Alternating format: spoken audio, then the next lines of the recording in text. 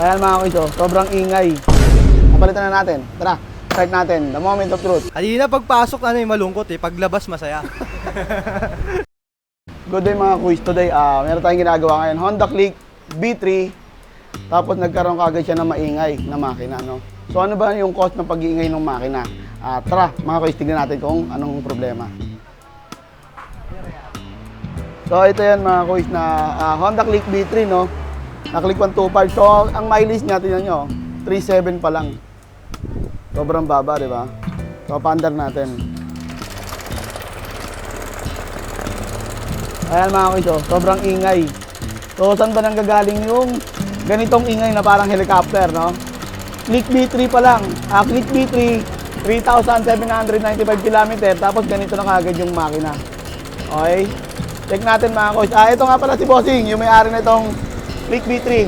Bossing, ano pala nangyari sa motor mo? And then... Hindi ko alam. Basta bigla na lang na ganun, lagatak. Ano pala nangyari sa motor mo, sir? Ganun lang kami nung nag-rides kami papunta Antipolo, tapos nung pauwi. Yun, doon ko na nakano sa stoplight. Ang ingay na ng lagatak. Okay. Pero ilang buwan na itong motor sa'yo? Wala pang buwan, 15 pa lang ito nakuha ko second hand. Bali nabili mo siya ng second hand. Oo. Tapos nung 15, tapos nagkaroon ng ganitong problema. Sinubukan ko mag-rides. So ang sabi mo ang sabi mo sa akin na baka na persa. Oo, baka na puwersa. Hindi. Normal sa motor ng, siyempre, motor to, dapat to nira-rides, di ba? Pero hindi normal yung sa 3,700 km na magkakaroon kagad ng ganitong problema. So ano kaya so kaya ngayon, mga kuys, ito troubleshoot natin kung ano talaga ang problema nito. Anong unang hatol sa'yo? Una sa akin, bababa na yung makina, sabi sa akin. Bibiyakin. Nagulat nga ako, sabi ko baba makina. Sabi ko, kaya medyo... di ko na di ka agad ako naganap ako. Yung sa'yo nga yung napanood ko yung una dati. So medyo makati nga yung pagbiyak makina, no? Kaya si Bossing dinala sa atin dito sa Tennis Motor Service dahil napanood niya daw tayo yung ginawa natin ganito na tensioner lang yung pinalitan or yung mga rocker arm, no? Na hindi siya gumastos na malaki. So ngayon titingnan natin, yun pala second hand pala, no? Pero kung dito ka sa amin bumili ng second hand unit, nagkaroon ng problema ang ganito, pwede mong ibalik sa amin kasi pasok pa sa warranty sa 3,000 km. Maganda sa warranty dun, no? Pero so yun, no? Hindi mo naman na makakomplain na yung pinagbilihan mo, no? Mahirap. So yun, tara mga kuys, troubleshoot natin kung anong problema na ito Click B3 na 3.7 km pa lang nag-ingay. Tara. So bali na kalas na pala natin mga kuys yung ating ginagawang Honda Click version 3 na sobrang ingay ng makina. So ito pala yung nakita natin, yung kanyang tensioner. So paano pala natin nakita na nasira na pala ito mga kuys? So ito, dapat kasi pag inilak mo na ganyan, tapos pinalo mong gano'n, kaya inikot mo na ng konti, dapat ito mga kuys, magre-release. No, magre-release na kagad siya. So ang naging problema niyan, itong coil o yung lip spring nito, yan yung spring niyan. Hindi na siya nagtutulak or hindi na siya nagre-release. Ayan, buti ka mo mga kuys, hindi siya natalunan ng timing chain. Pag nangyari yon, mas malaking problema, magbabanggaan yung barbula pati yung piston. So ito yung papalit natin na pag ito tensioner na original. Pakita ko sa inyo yung mga kuys. Ayan, original.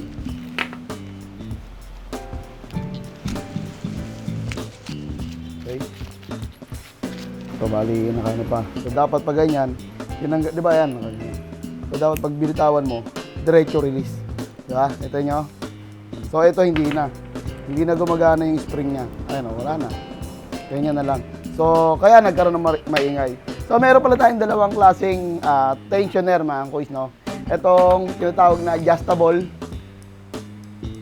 Okay, yung manual na tinatawag nila. At itong standard. So ano ba mas maganda sa dalawa na to mga kuys? Yung adjustable o yung standard, parang origin genuine. Para sa aking opinion mga kuys, ang tingin ko, magkaiba sila ng pwedeng paggamitan.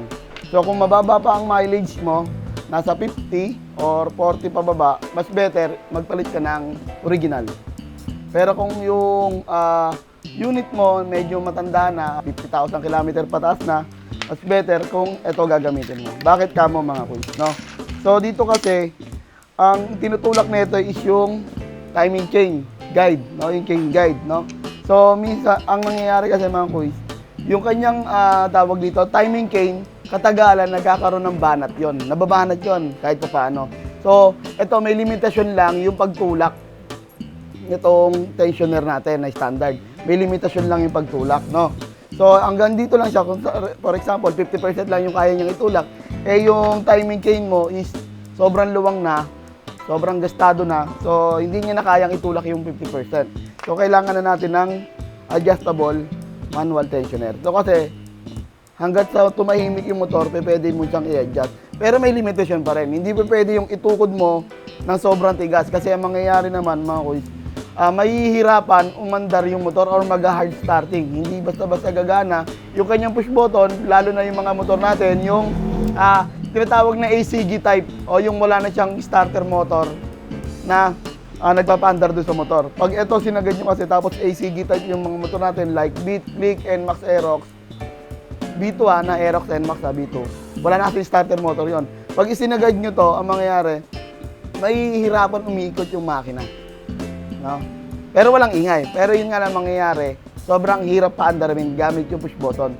So yun, mabalik tayo. Mas maganda to pag mga medyo may edad na yung ating motor. No? Kasi yung timing chain natin medyo banat na ito. Tawag ito, only yung pagtukod. Pero ano rin tangkahan din. So yun, kabit muna natin yung ating stock tensioner. So yun mga kuys, bali nakakabit na pala natin yung kanyang tensioner, no. Tapos in-adjust na rin pala natin yung kanyang valve clearance o yung rocker arm, no. O binalik natin gamit itong ating tawag ito, filler gauge para mabalik natin sa standard yung kanyang rocker arm, and then napalitan na natin. Tara, start natin. The moment of truth kung talagang kung gastos o gastos. Yan. So ito na mga boys. Tahimik mo agad. So kanina parang tunog helicopter. Yan, tahimik na. Tandahin sa tensioner. So ito nga ba, sir, ano masasabi mo? Hindi ka dumatis ng Solid par. Solid. Kanina pagpasok malungkot paglabas masaya. Alam mo, gastos na. Kala ko gastos na sakto lang. Isang bag pa naman yung dinala na pera ni sir. Kala nga gagastos siyang malaki. Kala ko gastos na malaki. Baka may mga gusto ko shoutout, sir. Kaya shoutout sa girlfriend ko, kay Kylie Alon. Solid dito, pagawa kayo dito. Yan. Shoutout nga pala sa girlfriend niya. Okay na ulit yung kabayo nyo. Antipolo na ulit. Antipolo na ulit. So yun lang po. Maraming salamat. God bless and ride safe.